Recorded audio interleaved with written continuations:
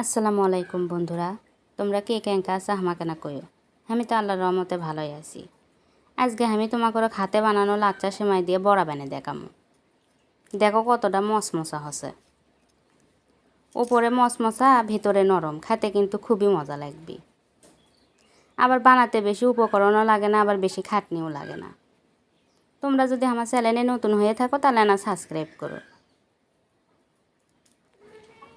চলো তোমাকে বানিয়ে দেখাই যে আমি কেঙ্কা করে বানানো। তার জন্য করে হাতে বানানো লাচ্চা সেমাই লিছি, চিনি, গুঁড়ো দুধ, ডিম। আমরা আবার বগুড়ার মানুষ তো হাতে বানানো লাচ্চা সেমাই বেশি খাই।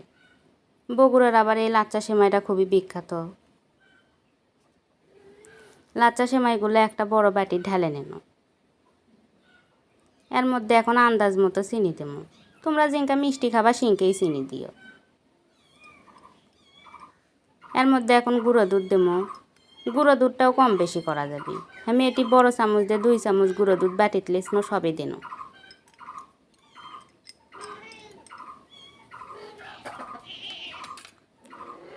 এখন ভালো করে মিশেল করে নেব সেমাইয়ের সাথে হাত দিয়ে।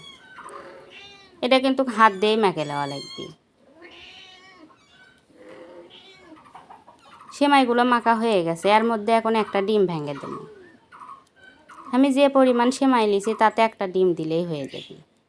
তোমরা যদি সেমাই বেশি লাও সেই ক্ষেত্রে ডিম বেশি দেওয়া লাগবে। লাচ্চা সেমাই ভাজার সময় তেল আর ঘি থাকে তো ওই জন্যই করে ডিম বেশি লাগবে না। মাখতে মাখতে ফাইন একটা হাতত তেল ভরবি, তাকেই হয়ে যায়।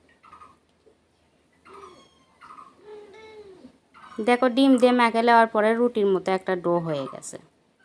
আমি যে আন্দাজে সেমাই লিছি একটা ডিম দিয়েই হয়ে গেছে। এখন ইনকে একটা কৌটোর মুখো নেওয়া লাগবে।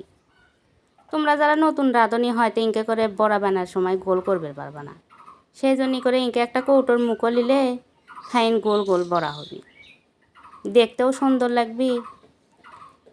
কৌটোর মুখো আবার না তেল মেখে নেওয়া লাগবে, তাহলে উপর করে ঢালার সময় আটকে যাবি না।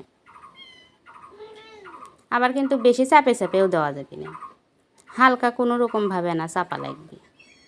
এখন একটা একটা করে আমি বড়াগুলো বানিয়ে নিচ্ছি। দেখো কত সহজেই গোলও হচ্ছে, আবার সহজে পড়তেওছে, দেখতেও সুন্দর লাগিচ্ছে। এখন হাঁসেলটা ধরে লিছি, আজকে আমি খড়ির হাঁসেল অতি দেব। এখন কড়াই ডানা গরম করে নিয়ে তেল দিছি, তেল কিন্তু একবারে ডুবো তেলও দেওয়া লাগবে না। দিয়ে এখন একটা একটা করে বড়াগুলো দিয়ে দিচ্ছি। তেল আবার বেশি গরম হলে বড়া দেওয়ার সাথে সাথেই পুড়ে যাবি, তখন আর খেতে অতটা মচমচা হবে না। মাঝে মধ্যে আবার সল্লি দিয়ে না তেল উপরে ইঙ্কে ইঙ্কে করে ছিটকে দেওয়া লাগবে।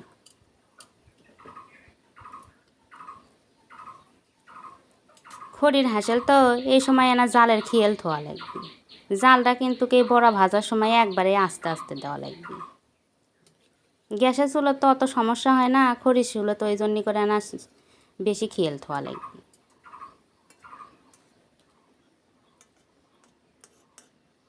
এই বড়াটা তাও 4-5 মিনিট ধরে আস্তে আস্তে জাল দিয়ে ভাজে নেওয়া লাগবে। দেখো কালারটাও কত সুন্দর আসছে। এখন ইনকে একটা ছাকনাতে না তুলে নেব, যাতে তেলগুলো ফাইন নিংড়ে যায়।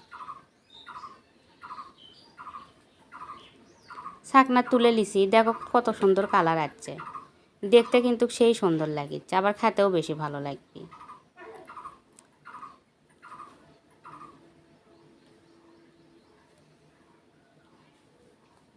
তেলগুলো নিংড়ে নেওয়া হয়ে গেছে। এখন একটা বাটির তুলে তোমাকে কেনা দেখায় যে কেঙ্কা হলো। তোমরাও না ইনকে করে বাড়িতে বানিয়ে খাইয়ে দেখতে।